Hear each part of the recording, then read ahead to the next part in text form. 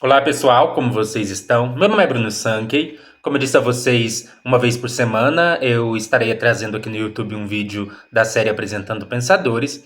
E neste vídeo nós vamos estudar um pensador renascentista chamado Marcílio Ficino. Eu já peço a você que deixe seu like no vídeo, se inscreva no canal caso ainda não seja inscrito e ative o sininho a fim de receber novas notificações. Também considere se tornar-se membro para poder acompanhar vídeos exclusivos do canal. Hoje nós vamos estudar um pouco, então, sobre um pouquinho da noção de teologia primeira, ou teologia primitiva, ou teologia antiga, né? Em latim a gente fala prisca teologia, né? Do Marcílio Ficino. Então, essa ideia de uma prisca teologia, né? Uma teologia antiga, uma teologia primitiva, primitiva que não no sentido de ruim, né? Porque às vezes a gente usa o termo primitivo com uma conotação negativa, né? Como aquilo que não é civilizado, é um termo meio estranho de ser usado nesse sentido, mas também pode significar aquilo que é primitivo no sentido daquilo que é primeiro, fundamental, fundante.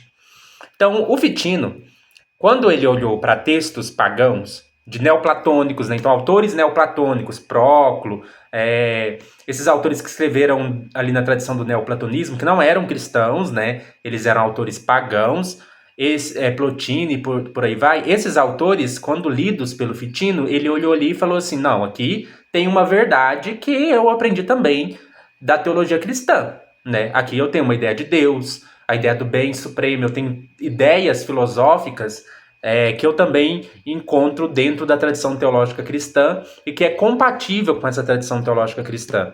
Fitino também, né, ele teve contato com o Corpus Herméticos do Hermes Trismegisto, né, e quando ele leu o Corpus Herméticos, quem já leu o Corpus Herméticos percebe ali que também, né, ali é apresentado Deus, apresentado os atributos de Deus, Deus é bom, Deus é impassível, Deus são atributos que o Deus cristão também tem. Então, quando Marcílio Fitino entra em contato com Corpus Herméticos, tirando algumas partes, né, quando a gente lê o Corpus Hermético, dá a impressão que a gente está lendo um autor cristão, né?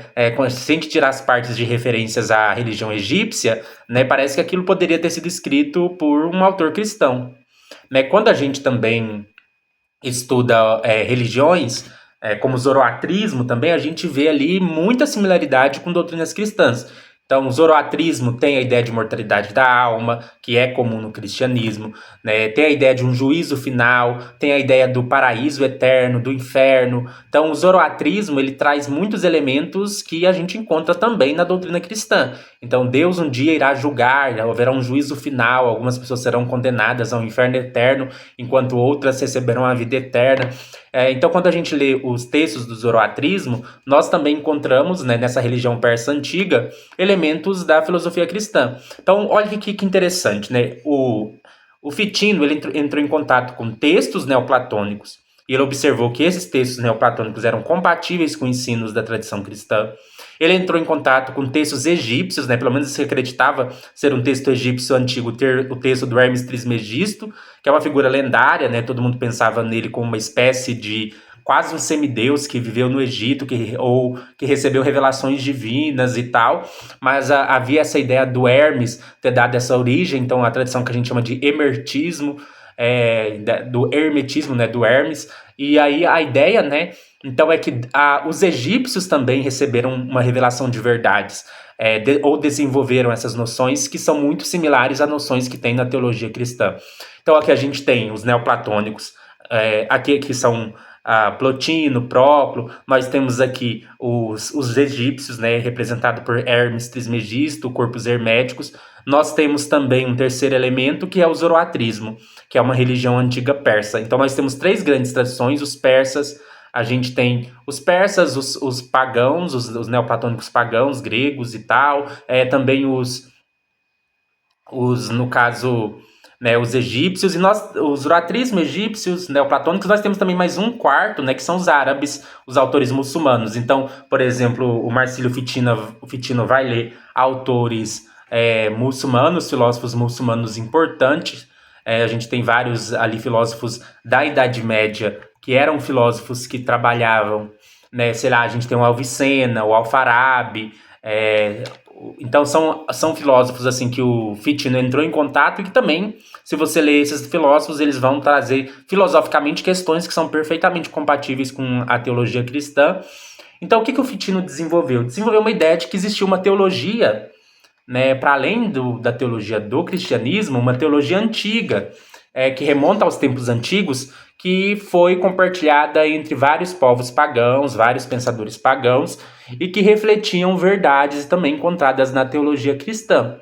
Então, nesse caso, né, o Fitino vai chamar isso de priscateologia, que era um saber que teria se desenvolvido nos povos mais antigos, ao mesmo tempo em que a revelação judaico-cristã ia em convergência com esta última. Então, enquanto Deus, né, se revelava ali para Moisés, Deus também se revelava ali para os egípcios através do Hermes Trismegisto, Deus também se revelava aos persas por meio do zoroatrismo.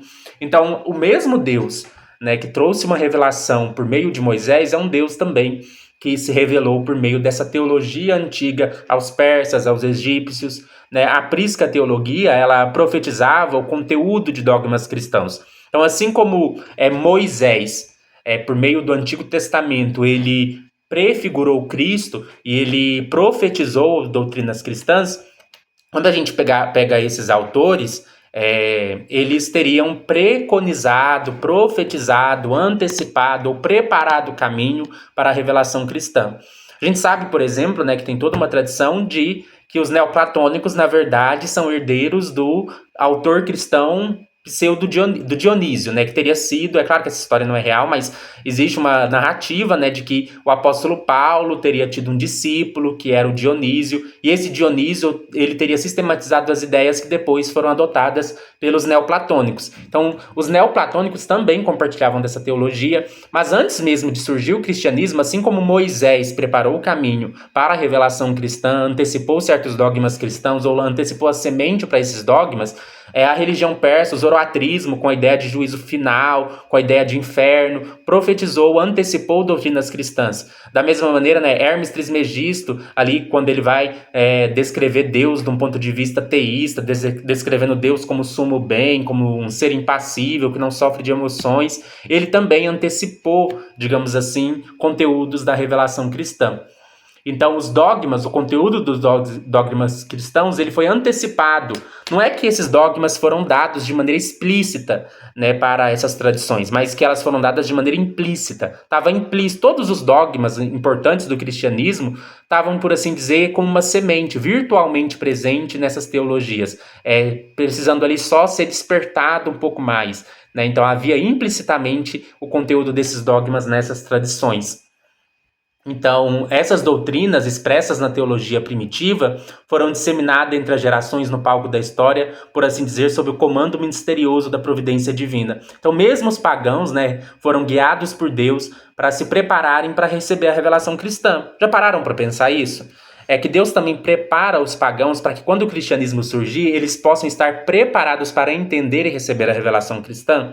A gente aprende, quando a gente estuda teologia cristã, que Deus se revelou a Moisés, né, e entregou revelações para preparar aqueles judeus, aquele povo, para que quando chegasse a revelação de Deus em Cristo, eles estivessem preparados para receber essa revelação. Porque eles teriam assim... É como a gente preparar uma criança para aprender matemática, né? Uma criança para aprender, sei lá... A gente vai preparar uma criança para aprender a fórmula de Bhaskara. Antes dela aprender a fórmula de Bhaskara, ela precisa aprender as 4 operações, ela precisa aprender equações de primeiro grau. Ou seja, antes de chegar na fórmula de Bhaskara, ela precisa ir sendo preparada para que quando for o momento dela aprender a fórmula de Bhaskara, ela esteja pronta para receber aquele conhecimento. Ela já tem a mente dela preparada para isso. Da mesma forma, Deus teria preparado Moisés, por meio ali Deus teria se revelado a Moisés e se revelado aos antigos hebreus para prepará-los para que quando Cristo viesse, eles pudessem receber essa revelação. Da mesma maneira com os pagãos, por que Deus deixaria de preparar os pagãos também para receber a revelação em Cristo? Já pararam para pensar isso?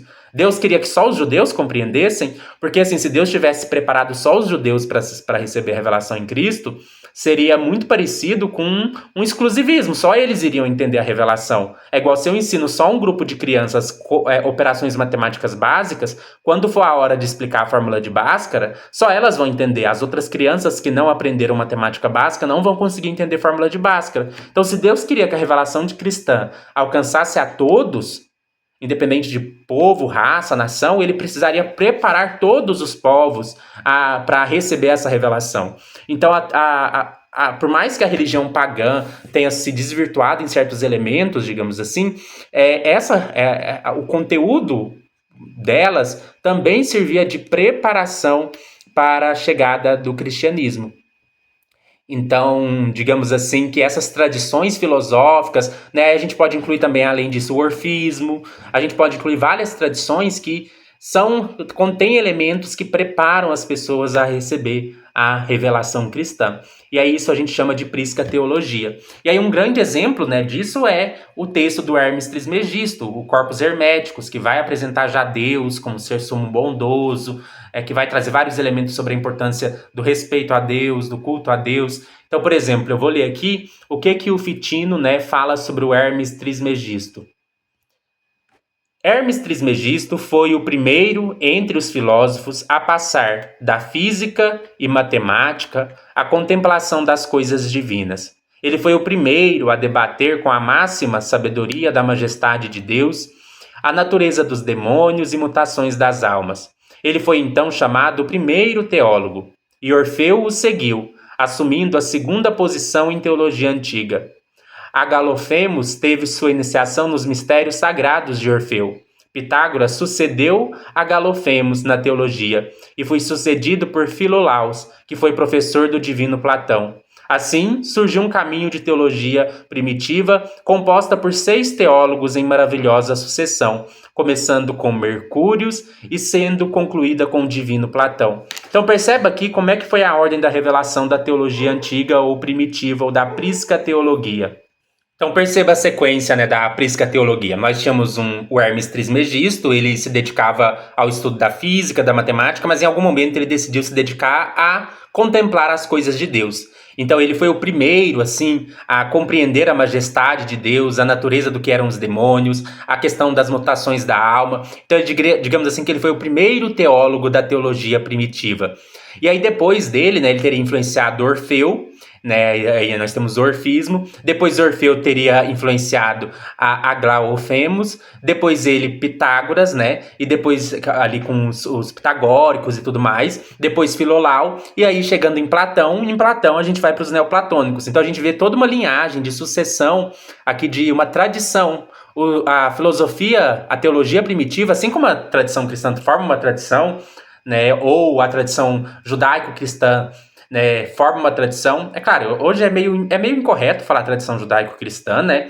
Isso tudo aqui é retroativo, né? A gente constrói uma espécie de tradição única aqui. Ele está tentando fazer um esforço de construir uma noção de tradição única. Claro que essa construção é artificial, não quer dizer que literalmente existiu uma tradição única, seja ela indo do Hermes Trismegisto ao Platão, ou seja ela indo de Moisés até Jesus. É claro que isso tudo é uma construção artificial, mas o que ele quer mostrar com isso, que essa continuidade de tradição, assim como existe a continuidade de tradição cristã, existe uma continuidade de tradição da teologia primitiva.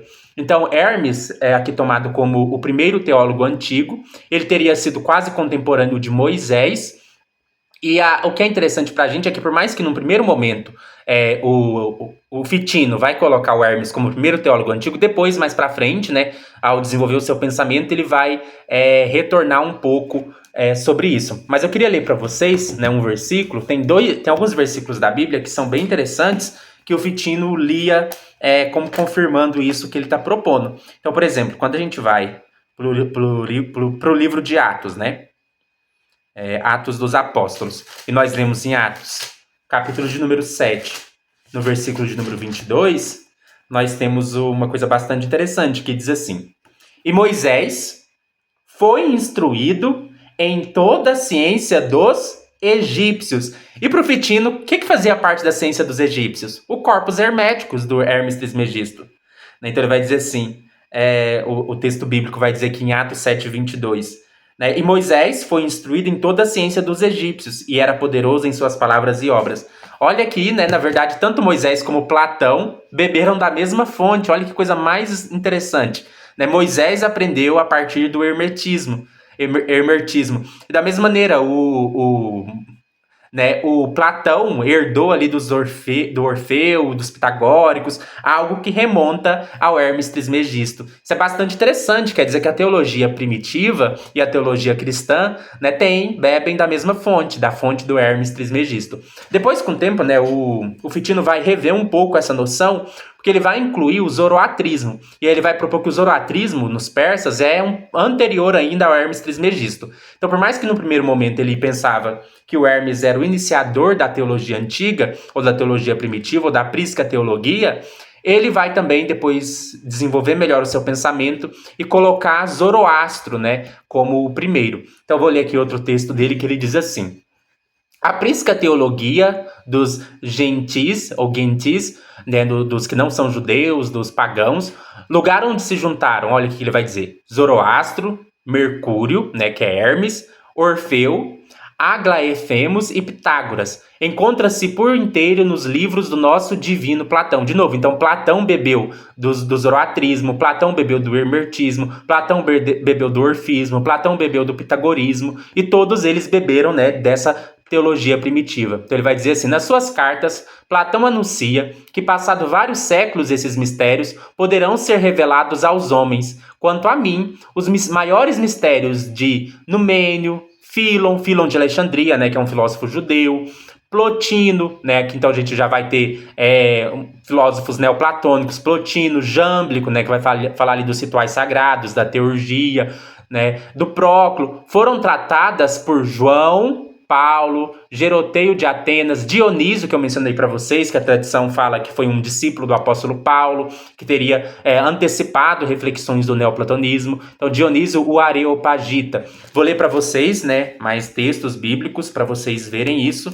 Então, a gente vai agora para Atos, capítulo de número 17. Então, Atos, né, capítulo 17, nós temos uma conversa do apóstolo Paulo com os filósofos gregos.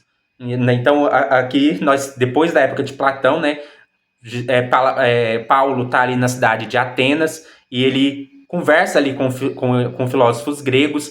Então, Atos capítulo 17, nós vamos ler aqui, por exemplo, no versículo de número 18, diz assim, 17, a partir do 17. Atos 17, 17. De sorte que disputava na sinagoga com os judeus e religiosos e todos os dias na praça com os que se apresentavam. E alguns dos filósofos, epicureus e estoicos, que são duas correntes filosóficas, contendiam com ele e uns diziam: que quer dizer esse paroleiro? E outros: parece que é pregador de deuses estranhos, porque ele lhes anunciava Jesus e a ressurreição. Mas observa que interessante, o que ele vai dizer. E tomando-o, levaram ao Areópago, dizendo: podemos nós saber que nova doutrina é essa que falas? Pois coisas estranhas nos trazes ao ouvido. Queremos, pois, saber o que vem a ser isso. Então imagina agora aquela coisa da criança sendo ensinada a fórmula de Bhaskara. Ela, nossa, que coisa estranha é essa, né, que eu estou aprendendo aqui. Pois coisas estranhas nos trazes aos ouvidos. Pois todos os atenienses e estrangeiros residentes de nenhuma outra coisa se ocupavam, senão dizer e ouvir alguma novidade. E estando Paulo no meio do Areópago, disse: varões atenienses, em tudo vos vejo um tanto religiosos. Então o que o apóstolo Paulo fala? Elogia a religião deles. E ele prossegue: porque passando eu e vendo os vossos santuários, ou seja, as coisas da religião de vocês, achei também um altar que estava escrito: ao Deus desconhecido. Esse, pois, que vós honrais, não o conhecendo, é que eu vos anuncio. Então o que o apóstolo Paulo falou? Tudo que vocês daí da sua religião de vocês está errado? Não foi isso que ele falou. Ele disse: vocês já têm alguma coisa de verdade. Vocês têm um altar para o Deus desconhecido, que é o Deus que eu estou pregando. Vocês já têm uma religião que também tem elementos que antecipam o que eu estou trazendo para vocês. Né? Então é como você contando para a criança que está aprendendo a fórmula de Bhaskara. O que eu estou te ensinando aqui, a sua base em matemática básica, vai te ajudar a entender. E aí ele fala: o Deus que fez o mundo todo, e nele há, sendo o Senhor do céu e da terra, não habita em templos feitos por mãos de homens, nem tampouco é servido por mãos de homens. E aí ele vai dizer, se a gente prosseguir, lá no versículo 29, ele vai dizer assim: sendo nós, pois, geração de Deus, não haveremos de cuidar que a divindade seja semelhante ao ouro, à prata. Então ele vai fazendo correções de equívocos da religião deles. Mas uma coisa que é muito interessante que ele fala, uma coisa muito interessante, está aqui em Atos capítulo 17, verso 28, que diz assim: porque nele vivemos e nos movemos e existimos, como também alguns dos vossos poetas disseram, pois somos também sua geração. Esses poetas aqui estavam falando de Zeus, No poema original está escrito: porque em Zeus vivemos, em Zeus nos movemos, em Zeus existimos. Olha que interessante, ele pega um texto sobre Zeus e aplica ao Deus cristão. Olha que diálogo interessantíssimo, confirmando, né, que eles tinham também uma prisca teologia que tinha elementos de verdade. No entanto, o Fitino vai encontrar também elementos para provar que os zoroastras também tinham essa revelação que antecipava a revelação de Cristo. E ele vai usar como base Mateus capítulo de número 2. Em Mateus capítulo de número 2, nós vamos ter as visitas dos magos do Oriente. E o Fitino vai interpretar esses magos como sendo zoroastrizianos. Então, esses magos persas, né, são herdeiros da religião de Zoroastro. Perceba que eles foram ver Jesus, ou seja, da mesma maneira que a revelação de Deus a Moisés preparou os judeus para esperar a vinda de Jesus, a revelação de Deus aos persas preparou esses magos a se prepararem para receber Jesus. Tanto que quando Jesus nasceu, eles sabiam que alguém especial estava nascendo e eles seguiram uma estrela até ele, né? Então eles vão até o menino, né? Levam ali mirra, levam ali presentes para ele. Então nós temos aqui, né? Mateus capítulo 2 vai nos contar assim: tendo nascido Jesus em Belém, da Judéia, no tempo do rei Herodes, eis que uns magos vieram do Oriente a Jerusalém. Então aqui esses magos seriam os herdeiros da religião de Zoroastro. Então essa é a ideia de prisca teologia. E aí, né, o Fitino também vai incluir na prisca teologia vários autores, incluindo Avicebron, Alfarabi, Henrique de Gante, Avicena, Duns Scoto, Cardeal Bessarion, o Nicolau de Cusa. Todos esses autores, né, também vão ser incluídos aí como tendo elementos dessa prisca teologia. Então, os teólogos antigos ofereciam exatamente a síntese primorosa entre religião e filosofia, fé e razão, capaz de ser conectada ao cristianismo.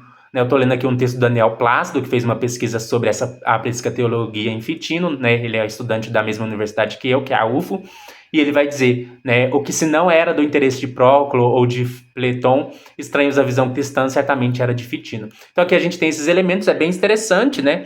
A gente tem em mente essa ideia de uma teologia primeira, uma teologia primitiva, uma teologia que também foi dada aos pagãos e que preparou eles também para receber a revelação de Cristo.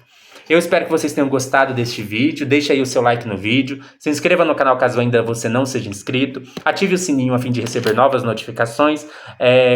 Na descrição do vídeo tem minha chave Pix, caso você queira fazer uma doação de qualquer valor em agradecimento por este vídeo. Não deixe de se inscrever no canal para acompanhar novos vídeos e até mais.